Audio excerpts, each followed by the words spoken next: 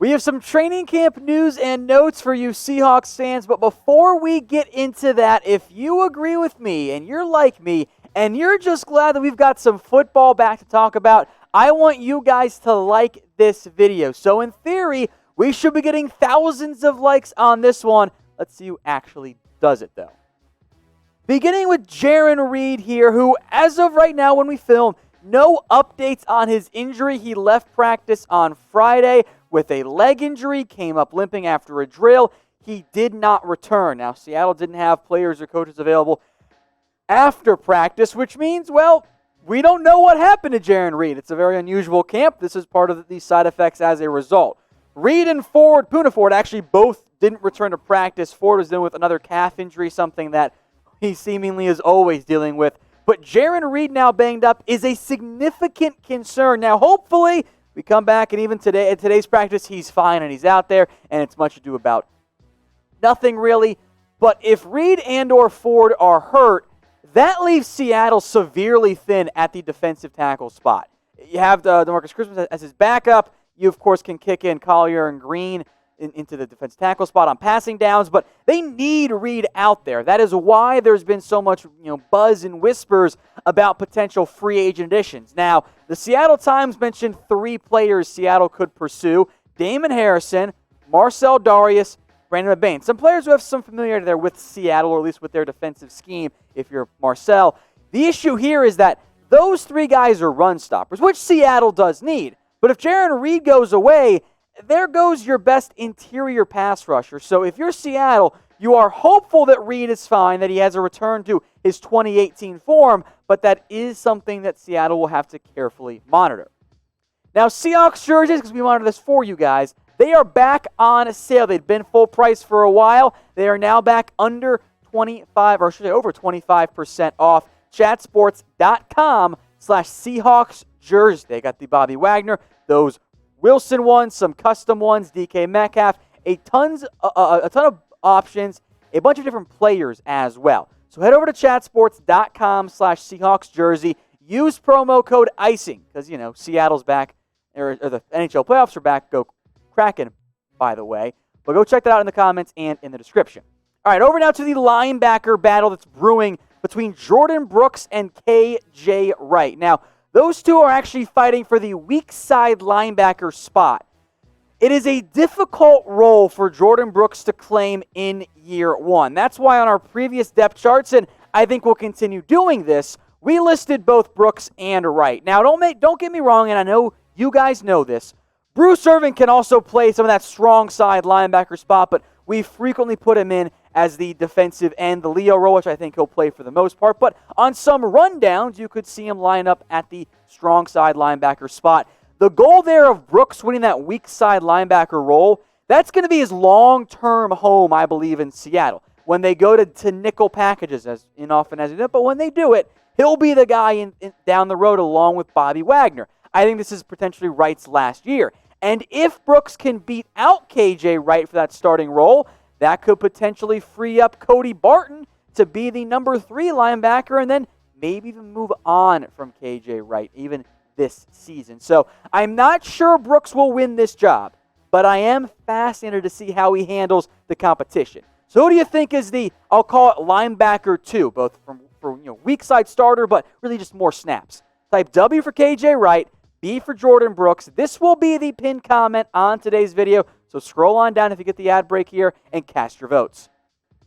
Let's go back to some injury notes on the defensive line. Darrell Taylor, this one's not great. Still on the NFI list, had off-season shin surgery. Now, Pete Carroll said there was no damage to his knee, but that Taylor is still not ready to go. There is, of course, some conditioning, some in-shapeness, the stuff that he has to get through coming off that surgery.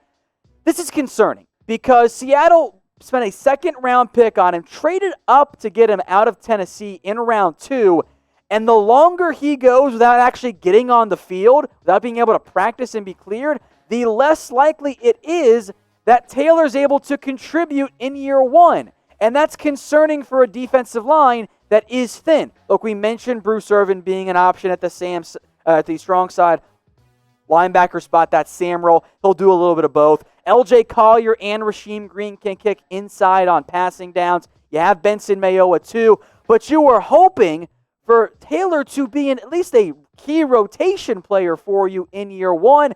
If we get another week along here, if we check in next Sunday and Taylor's not back out there, just from a timing perspective, it's going to be really difficult for him to make an immediate year one impact. Hopefully, of course, he's able to, but I'm not as bullish on Taylor making the nice little first season as much as I was as soon as he was drafted.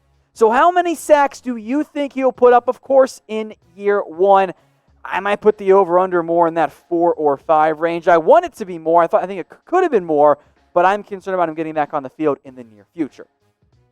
All right, back to some more camp battles here. Marquise Blair, he got the first team reps to open up camp this year at nickel corner. Fun fact, Blair said today it is the first time he's had snaps at nickel cornerback in ever. Yeah, this is the first time he's played that role. Now, I do want to make note. Blair does offer some of the playmaking. You saw some flashes last year with those 2 forced fumbles that I think you hope to get out of your, I'll call it number 5 secondary player. Here's why I went with that 5th one here, all right? So Griffin and Dunbar now coming back. Those are 2 guys locked in. Adams and Diggs, those guys are going to start. Of course, assuming Dunbar is the guy we all think he's going to be. That leaves 1 spot open for Marquise Blair, Trey Flowers, or Ugo Amadi. Now, if it ends up being a Dunbar plays the nickel corner role, that means Trey Flowers probably won the number 2 cornerback spot. If they go with a prototypical nickel and they don't want to kick Dunbar between inside and outside, I think right now that kind of favors Marquise Blair being the guy. Still think Ugo Amadi can compete, but with Blair getting those first team reps at nickel, I'm going to put him in as the front runner for the time being. But with Dunbar coming back, you could see him get some nickel corner reps and keep Flowers on the outside in nickel packages. So who is what I will call CB3? I'll use it interchangeably between that number 3 corner role and the nickel corner role. If Flowers is cornerback 3, probably means Dunbar is your nickel corner, but Flowers will be the 3rd corner to go out there. If it's Blair, type MB. If it's Ugo Amadi, type UA. And for Flowers, just type in TF. Let's go over now to Russell Wilson, who speaks the truth once again. Expressed interest is a nice way, I guess I'll put it, of him wanting to have a more aggressive, more aerial attack offense. Wilson has truly carried this Seahawks team in recent seasons. He made a point about the 4th quarter style of Seattle. In the 4th quarter, Seattle's offense suddenly comes alive because they let Russ cook. They allow Russell Wilson to throw the football more often. Here's what he had to say.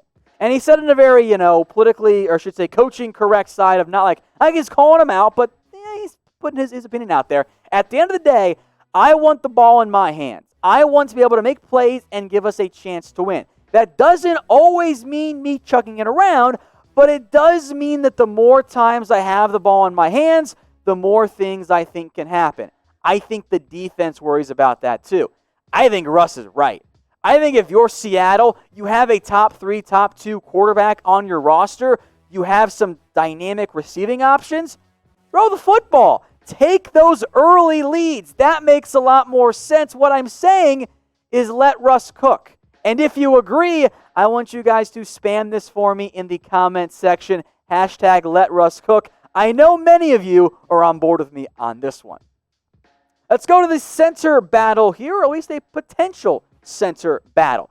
That is around PJ Finney and also Ethan Pocic. Now, Finney, I think, is the front runner of the favorite. Britt and Roos and Hunt are all out of this team. They're off the roster. It leaves Finney versus Pocic. Pocic did get, I believe, the first team reps to open up camp. I still think this job is going to go to BJ Finney. I think they paid him for a reason. And quite frankly, I just think he's a better player right now. That kind of leaves Pocic in an awkward spot. I will make note, by the way, Damian Lewis also got the first team reps at right guard, so I'm excited to see that if he can truly be the rookie starter at that right guard spot. I really would like to see that happen in the end for Seattle. I think Finney ends up being the guy, but I am curious to see if that is actually what happens, or if Pocic finds a way to eke out and earn that job that Seahawks have been waiting for him to take for quite some time. Going to wrap up today's video with some roster moves here. Some players are returning. Coming back to the roster, I should say, is one Patrick Carr, who had previously been released by the Seattle Seahawks. He is now back on that roster. Also back on that roster is Seth Dawkins, the wide receiver out of Louisville. He's returned. These were a pair of undrafted free agents who had been released, and now they're back. Seattle, though, does still have 2 available roster spots. They freed up another one thanks to the release of Marcus Webb, who was on the NFI list. He is now out, coming out of Troy, no longer a member of that roster. So some bottom of the roster adjustments here, but hey, you're going to have plenty of practice squad guys, so I thought it was at least worth mentioning. And with 2 spots freed up, maybe Seattle can go get another free agent in the very near future.